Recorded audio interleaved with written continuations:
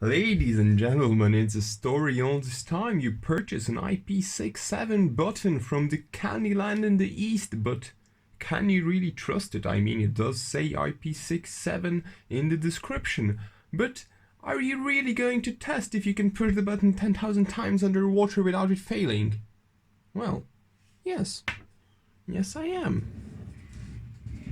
Behold, my button testing rig. Simply apply power and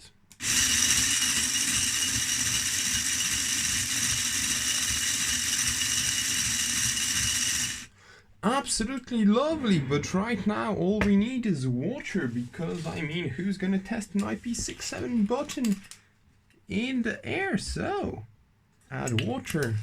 Lovely. Turn it on. See you in 2 days.